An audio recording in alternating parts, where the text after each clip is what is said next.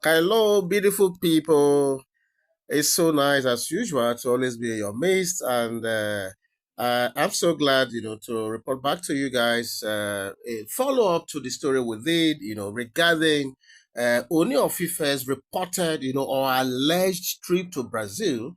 Wherein he consulted with Iyamifa, and at the same time, had some cleansing, rites, performed by her far away in Brazil. And you recall that you sincerely did a story, where we set upon Ooni of Ife's return back.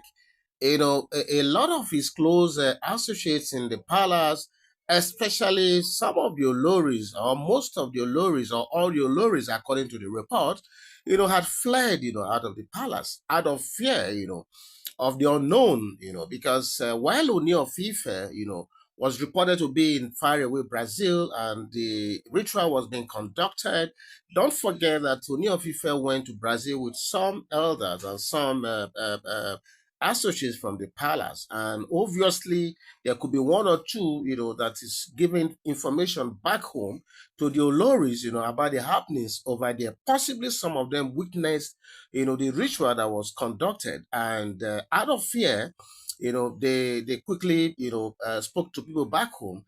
And maybe that was why upon Kabiesi's arrival, they all fled, they all fled, and we just sincerely did tell you that, look, there is, we need to, interrogate that action of them just escaping from the palace. And don't forget that we told you that the one that even shocked Kabiesi the most was one of the Oloris, that is Olori, no, Olori Bronke, who he had, thought that had changed, according to the rumors were some time ago. But she took, took to her heels, without even a trace, according to report. So after that action, we reported to you that we know that the Gese families will find out why. We also told you that we'll find out the reason for that action. And we also told you we are going to let you know what is that thing that Iyamifa saw in that ritual that could have instigated this fear. And that is what we are bringing to you right away. So sit down and just relax, as we give you this feedback. So Iyamifa's vision, the hidden prophecy that sparked that palace exodus. That is what we are talking about right now. Okay. So during the sacred midnight, ritual, Iyamifa, the revered seer, like you guys know, the dreaded Iyamifa, was engulfed in a trance, that revealed the chilling prophecy. Yes, that is the account that is being given. That while she was into the midnight ritual, she went into a trance, that revealed a chilling prophecy. What is that prophecy? She saw shadows, moving the palace walls, ancient spirits whispering secrets of impending reckoning, or more, a powerful force, unseen yet deeply felt, was disrupting the natural order of things within the palace. Omo, this one a heavy one. Even me, I'm already confused at this point. Just relaying this, reenacting this story. I'm already confused because what does this portend? I'm already asking myself right now. Okay, so but what truly shook her, in this trance, according to this rumor, out there, was a vision about Queen Naomi. Yes, you heard me well. In the trance, she was alleged to have seen Queen Naomi in the depth of the sacred waters. Naomi stood at the center of a swelling golden light. Wow. Her presence both divine and untouchable. Did you hear that? Her presence is likened to being both divine and untouchable. With Queen Naomi, you cannot question the gods that much because it's got the backing of God Himself in all she does. So I'm not surprised hearing this right now. So according to this story, the spirits murmured in unison. The chosen one must not be overshadowed. I'm going to repeat this again. Still in that trance, they said, the chosen one must not be overshadowed or more. Wahala dey ground o. So terrified by what she witnessed, Iyamifa rushed to deliver this message, of the prophecy she saw in this trance, you know, you know. But the elders, according to this story, tried to silence her because they were all there seeing the drama that was unfolding before their very eyes.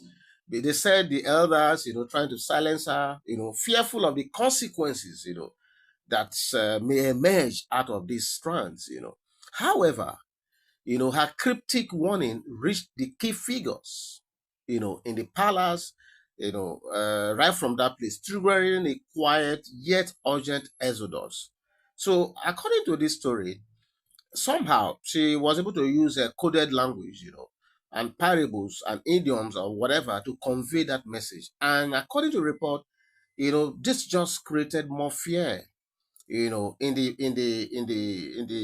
minds, in the hearts of those who were there with KBAC. And before you know what was happening, the whole thing has been relayed back home. So, according to this story, they said servants, chiefs, and even trusted advisors began to tremble because some of them is very possible are part of these people who must have troubled the chosen one. So, I mean, so you can explain the palpable fear, that enveloped the palace according to this story. Okay, because even trusted ones began to tremble, citing inexplicable fears and unseen forces driving them away. Same as the wives, some of the wives, who have been alleged to have orchestrated several heinous crimes against this innocent woman. Don't forget in our last report, we told you that all the Olories could not even wait, to receive Ooni of Ife back from Brazil. So, and I told you that yours sincerely, was going to unearth what could have been the reason. So, this is what they said Iyamifa saw in that when she was performing that rite. And I think this is the information that got back home, knowing that there are going to be consequences. So that is why they obviously scampered for safety. But for how long, if I may ask? But what were they thinking, if I may ask? What were they thinking? I'm talking about the Ifa wives now. What were they thinking when, many of them were busy plotting against this innocent woman of God? Did they not say in the Bible that touch not my anointed? Have you they not hear that one?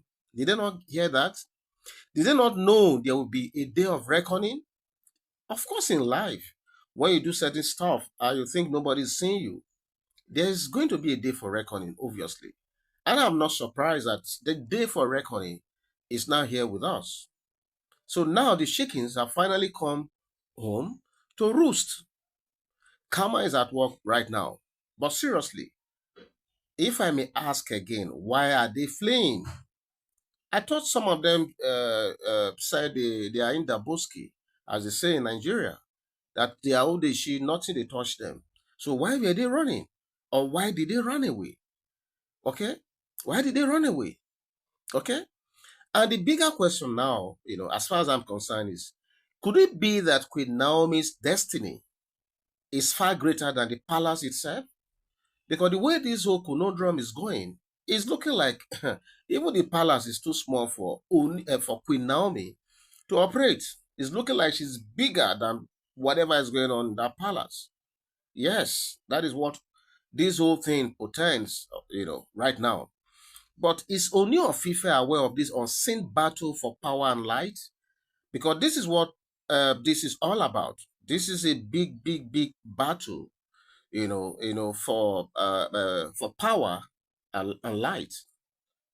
And of course, we all know that the light, will always prevail at the end of the day.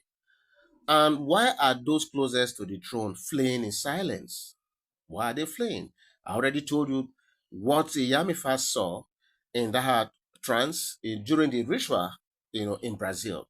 And this is what has obviously, gotten, this is the formation that obviously got back home that has made them to be fleeing to all directions and no directions.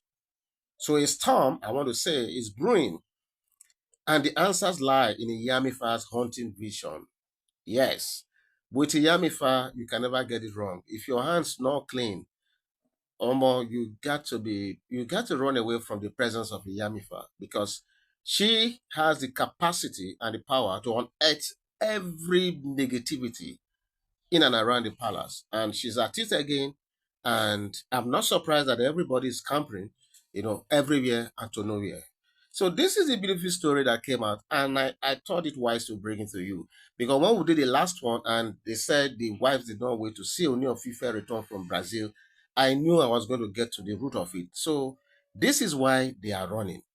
Because of the fact that he said, the chosen one must not be overshadowed. And don't forget that a lot of these people, they've tried to overshadow her, they've tried to tempt her, they've tried to, try to annihilate her sometimes. So those of them who are guilty of this obviously know that the consequences are here with us. And in order not to allow it happen instantly when Ooni of Ife returns, I think that is the reason why they took to their heels. So this is the developing story, and yours sincerely will still continue to monitor this story. And as new updates come on it, yours sincerely will drop it right here. Okay. I want to appreciate those of you who have been liking and sharing our stories, those of you who are subscribing, and I want to tell you that we'll continue to be here for you, okay? But before I end this message, I just want to remind you guys that look, this is a developing story, out of permutations, out of speculations, out of rumors that are already making the rounds in the social media, and this must not be taken as a fact. God bless you. I'm going to meet you right at the comment section. Bye bye.